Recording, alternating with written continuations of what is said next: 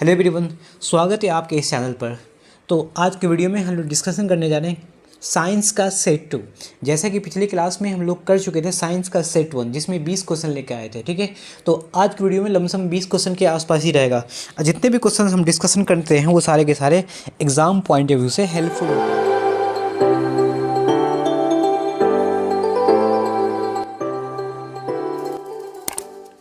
अगर आप सीटेट 2022 के लिए तैयारी कर रहे हैं, इस बार अगर कैंडिडेट है इस सीटेट 2022 का, तो ये वीडियो आपके लिए काफ़ी हेल्पफुल होगा। आप लोग वीडियो में लास्ट तक जरूर बने रहेंगे, क्योंकि जितने भी क्वेश्चन लाता हूँ वो सारे के सारे प्रीवियस ईयर के क्वेश्चन होते हैं, या उससे एग्जाम पॉइंट ऑफ व्यू से ही क्वेश्चन को डिजाइन किया गया है। ठीक है, तो आप लोग के लिए काफ़ी हेल्पफुल रहेगा ये वीडियो। आप लोग वीडियो में लास्ट तक बने रहे। अगर चैनल पर नए, चैनल को सब्सक्राइब कर देंगे। वीडियो पसंद आए जरा लाइक करना ना भूलें। देखते हैं पहला क्वेश्चन क्या लिखा हुआ। हमारे शरीर का समान तापमान कितना होता है। ठीक है, ये हमारे शरीर का जो जनरल टेम्परेचर होता है वो क्या होता है। देखो, डिग्री सेल्सियस में जो होता है वो क्या होता है, 37 डिग्री सेल्सियस। फ़ारेनहाइट की बात करेंगे तो 98.32 के आसपास फ़ारेनहाइट होता है। अगर डिग्री सेल्सियस को केल्विन में बदलना है तो वो आपका, चूँकि केल्विन होता है 0 डिग्री सेल्सियस बराबर क्या होता है 273। जितना आपका डिग्री सेल्सियस दिया हुआ उसको आप 273 के साथ ऐड कर देंगे तो आपका आंसर आ जाएगा 310 केल्विन होगा। तो सही ऑप्शन है ऑप्शन नंबर ए। ठीक है, बढ़ते हैं क्वेश्चन नंबर दूसरा में। चूँकि क्वेश्चन नंबर मेंशन किया हुआ नहीं है तो हम इसको मैं बताऊंगा आपको। ये क्वेश्चन नंबर दूसरा है, सेकंड है। हीटर में किस धातु का तार बना होता है। हीटर में किस धातु का तार।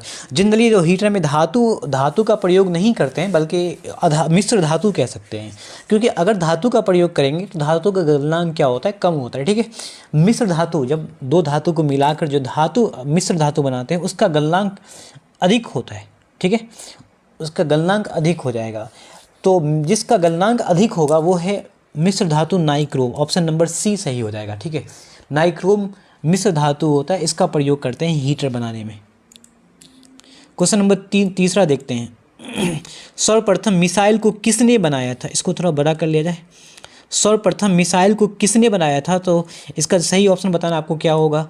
जे थॉमसन होगा, या वर्नर वॉन ब्राउन होगा, या एडवर्ड टेलर होगा, या इनमें से कोई नहीं होगा। तो इसका जो सही ऑप्शन होगा ऑप्शन नंबर बी सही होगा।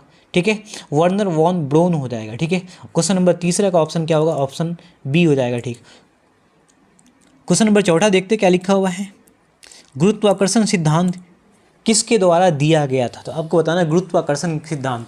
गुरुत्वाकर्षण सिद्धांत पहले आपको समझना है कि दो वस्तुओं के बीच में आकर्षण बल होता है। ठीक है, प्रत्येक वस्तु एक दूसरे को जिस आकर्षण बल से खींचेगा वो होता है गुरुत्वाकर्षण। तो ब्रह्मांड में कोई भी दो वस्तु आकर्षण बल से खींचता है तो वो होता है उसके लिए गुरुत्वाकर्षण बल। जैसे पृथ्वी की बात करते थे, पृथ्वी और कोई संपूर्ण कोई भी वस्तु को अगर हम पृथ्वी की ऊंचाई h तक फेंकते हैं तो वस्तु वापस पृथ्वी की ओर आकर्षित होता है, गुरुत्वाकर्षण बल के कारण होता है। यह सिद्धांत दिया था किसने, आइजैक न्यूटन ने। ऑप्शन नंबर ए सही होगा। ठीक है, क्वेश्चन नंबर 5वां देखते हैं। आर्द्रता, आर्द्रता को मापने वाला यंत्र का क्या नाम होगा। ठीक है, आर्द्रता को मापने वाला यंत्र क्या होगा वो बताना है आपको। सही ऑप्शन क्या होगा बताना है आपको। क्वेश्चन नंबर 5 में आर्द्रता को मापने वाला यंत्र होता है वो होता है हाइग्रोमीटर। ठीक है, हाइग्रोमीटर होता है। यहाँ लैक्टोमीटर दूध की शुद्धता को मापता है, हाइड्रोमीटर जल को मापता है, जल की शुद्धता को मापता है। ठीक है, तो इसका जो सही ऑप्शन होगा ऑप्शन नंबर सी हो जाएगा, हाइग्रोमीटर। ठीक है, क्वेश्चन नंबर 6 में देखते हैं क्या लिखा हुआ। पादप कोशिका भित्ति बनी होती है, इसका सही ऑप्शन बताना आपको। पादप कोशिका, चूँकि कोशिका के जो बाहर मेम्ब्रेन होता है वो सेल मेम्ब्रेन वो सिर्फ एक होता है जनरली। ठीक है, जीव जंतु की कोशिका में एक ही सेल वॉल होता है। ठीक है, लेकिन पादप कोशिका मतलब पेड़ पौधे की कोशिका में डबल मेम्ब्रेन होता है। जो इसका जो दूसरी मेम्ब्रेन होगा ना वो होता है सेलुलोज की बनी होती है। ठीक है, तो पादप कोशिका भित्ति बनी होती है सेलुलोज की। ऑप्शन नंबर बी सही होगा। क्वेश्चन नंबर 7 देख दो क्या लिखा हुआ। क्वेश्चन नंबर 7 है, शायद 7 है या 6, आई होप 6 होगा शायद। चलो मैटर नहीं करते, क्वेश्चन नंबर क्या है। ठीक है, कार्य की इकाई क्या होती है, तो वाट, न्यूटन, जूल, या इनमें कोई नहीं। सही ऑप्शन बताना आपको क्या होगा। कार्य की इकाई क्या होगा, एसआई यूनिट क्या होगा। कार्य का एसआई यूनिट होता है इसका मतलब। ठीक है, तो कार्य जो होता है वो ऊर्जा का उष्मा का एक रूप होता है। ठीक है, जो ऊर्जा का एसआई मात्रक होगा वही कार्य का भी एसआई मात्रक होगा। ऑप्शन नंबर सी सही है, जूल हो जाएगा। कार्य का एसआई यूनिट क्या होता है, जूल। बढ़ते अगले क्वेश्चन की ओर। ब्रह्मांड में सबसे अधिक पाया जाने वाला तत्व कौन सा है? ब्रह्मांड में सबसे ज़्यादा पाए जाने वाला तत्व कौन सा, वो बताना। कौन सी गैस सबसे ज़्यादा जनरली गैसीय अवस्था में, नाइट्रोजन, हीलियम, ऑक्सीजन या कार्बन डाइऑक्साइड, ये बताना आपको। वैसे बात करेंगे ब्रह्मांड में हाइड्रोजन और हीलियम ये दोनों गैस 99.9% मौजूद है पूरे ब्रह्मांड में। वो अलग बात है कि पृथ्वी के वायुमंडल में ऑक्सीजन, नाइट्रोजन ज़्यादा है, उसके बाद ऑक्सीजन है, लेकिन जब संपूर्ण ब्रह्मांड की बात करेंगे तो ये दोनों गैस पूरी तरह से मिला हुआ है। सबसे ज़्यादा होगा तो हाइड्रोजन, जो कि ऑप्शन में दिया हुआ नहीं है। तो दूसरे नंबर पे हो जाएगा आपका क्या, हीलियम हो जाएगा। ठीक है, ऑप्शन नंबर बी सही है, हीलियम हो जाएगा। पृथ्वी के वायुमंडल की बात करेंगे तो नाइट्रोजन उस टाइम भी सही ऑप्शन हो जाएगा। ठीक है, तो सबसे अधिक पाए जाने वाला इन ऑप्शन में हो जाएगा हीलियम। बढ़ते अगले क्वेश्चन की ओर। किसकी कमी से थायराइड ग्रंथि की अत्यधिक वृद्धि हो जाती है? थायराइड ग्रंथि बढ़ जाती है तो किसकी कमी से, मतलब शरीर में कौन सा एक हार्मोन्स होता है जिसकी वजह से, वो हार्मोन की कमी होती है जिसकी वजह से वो थायराइड ग्रंथि बढ़ जाती है? तो वो हार्मोन होता है थायरोक्सिन। थायरोक्सिन हार्मोन जो संश्लेषित होता है, मतलब कंट्रोल किया जाता है, वो आयोडीन। थायरोक्सिन हार्मोन जो बनता है वो आयोडीन से बनता है। ठीक है, अगर आयोडीन की कमी होती, थायरोक्सिन हार्मोन कम निकलेगा तो थायराइड ग्रंथि बढ़ जाएगा आपका। ठीक है, ऑप्शन नंबर बी सही है। बढ़ते क्वेश्चन नंबर नेक्स्ट क्वेश्चन में। भूकंप की तीव्रता को मापने के लिए कौन से यंत्र का प्रयोग करते हैं? तो याद रखिएगा, भूकंप की तीव्रता को मापने के लिए जिस यंत्र का प्रयोग करते हैं वो होता है क्या, seismograph. Seismograph, option number D सही होगा। सिस्मोग्राफ से मापते हैं। ठीक है, ग्राफ ये होगा, ऑप्शन नंबर डी है, सही है।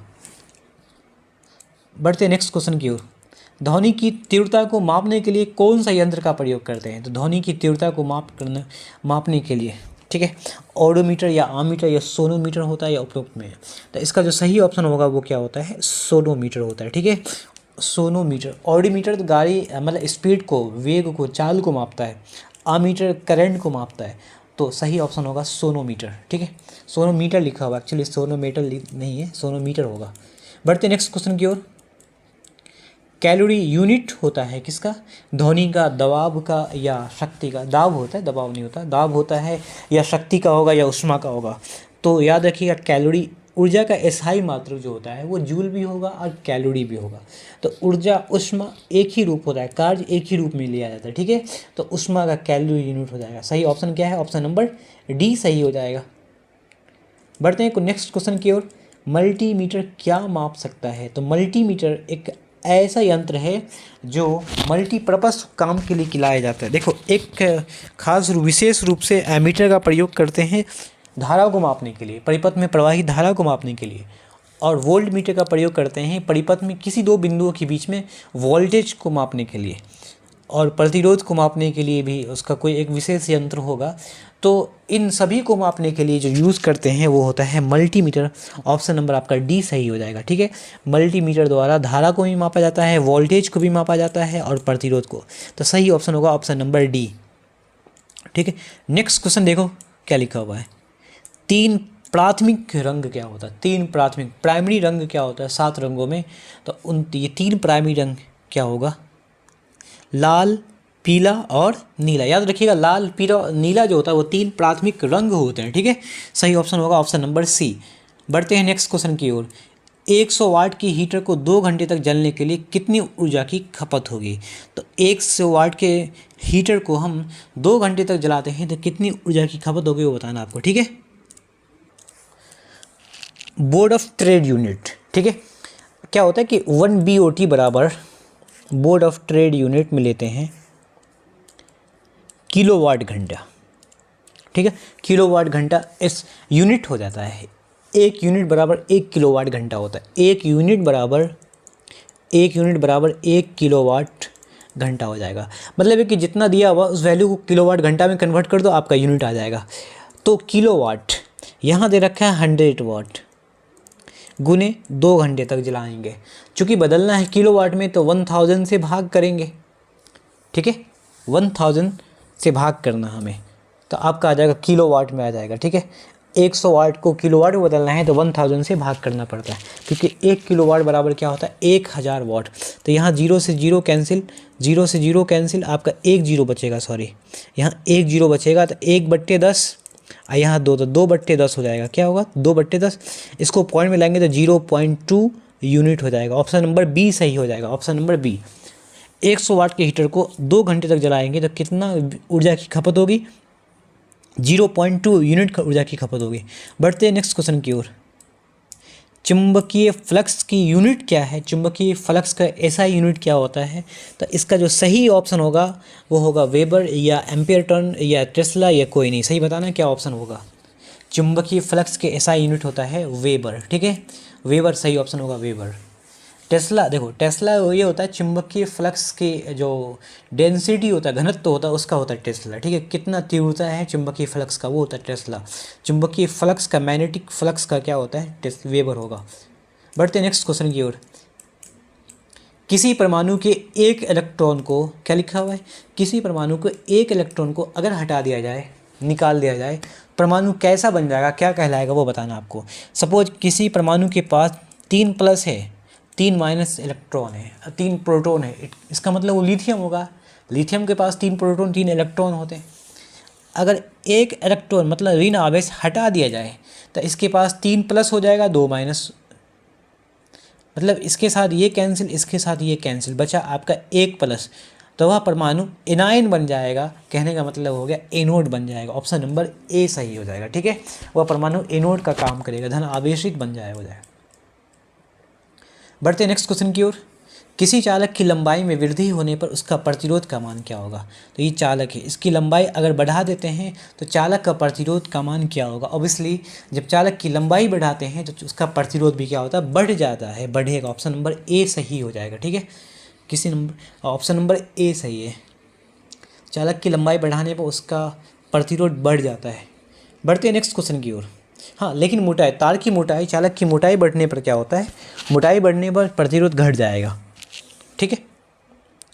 नेक्स्ट क्वेश्चन की ओर देखते हैं क्या लिखा हुआ। किसी परमाणु का सबसे हल्का कण वजन में कौन सा है, सबसे हल्का कण? तो सबसे हल्का कण जो होता है वो इलेक्ट्रॉन का होता है। कैसे? तो इलेक्ट्रॉन का एटॉमिक मास होता है 9.1, परमाणु द्रव्यमान होगा 9.1 गुने 10 का पावर -31 किलोग्राम, ठीक है।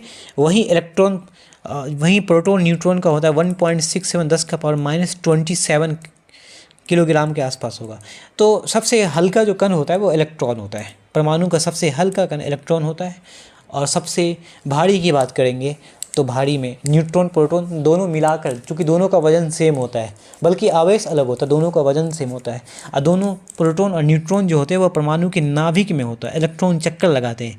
यही कारण है कि परमाणु का जो संपूर्ण द्रव्यमान होगा, परमाणु का कुल द्रव्यमान उसके नाभिक में होता है। इसलिए क्योंकि प्रोटॉन न्यूट्रॉन सबसे भारी कण होता है, इलेक्ट्रॉन जो कक्षा में चक्कर लगा रहे उसकी कंपैरिजन में।